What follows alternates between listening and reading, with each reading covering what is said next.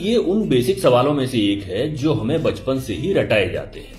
आप में से बहुत से लोग ये भी जानते होंगे कि माउंट एवरेस्ट का नाम एक अंग्रेज अधिकारी सर जॉर्ज एवरेस्ट के नाम पर रखा गया था। लेकिन जो आप में से बहुत से लोग नहीं जानते होंगे वो ये है कि जिन सर जॉर्ज एवरेस्ट के नाम पर माउंट एवरेस्ट का नाम रखा गया, उन्होंने न तो कभी माउंट एवरेस्ट की ऊंचाई मापी और न ही वे कभी अपने जीवन में माउंट एवरेस्ट के आसपास भी फटके।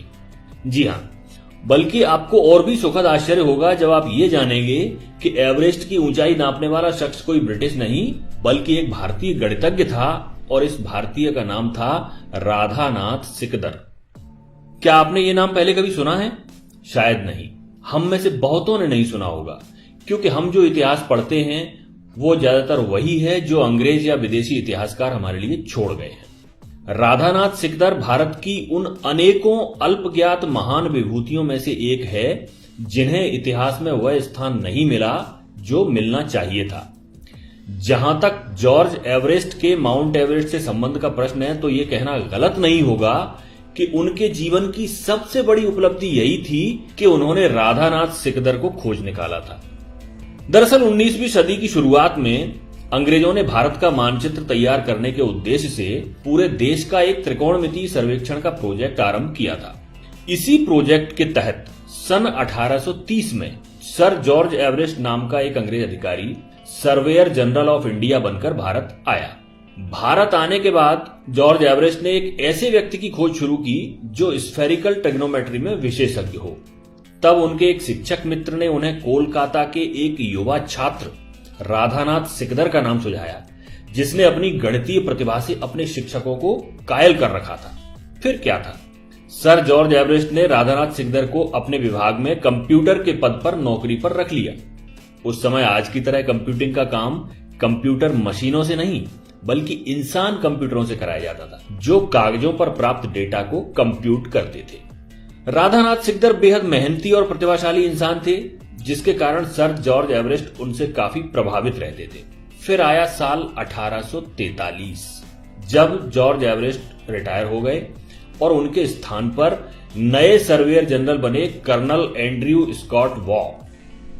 अब ध्यान रहे, अब तक माउंट एवरेस्ट, जिसे उस समय पीक एक्सवी के नाम से जाना जाता था, की ऊंचाई नापने का काम शुरू नहीं हुआ था। ये तो कर्नल एंड्रू स्कॉट वॉ थे जिन्होंने राधानाथ को पीक एक्सवी की ऊंचाई मापने का काम सौंपा। राधानाथ अपने काम में जी जान से लग गए और सालों की कड़ी मेहनत के बाद आखिर 1852 में पीक एक्सवी की ऊंचाई बताने में सफल हुए। उन्होंने बताया कि इसकी ऊंचाई 29,002 फीट है, जो दुनिया में ज्ञात सभी पर्वत चोटियों से ज्यादा है। लेकिन इसके बाद भी इसकी तत्काल घोषणा नहीं की गई, क्योंकि राधानाथ अपनी हर गणना से हर तरह से संतुष्ट होना चाहते थे।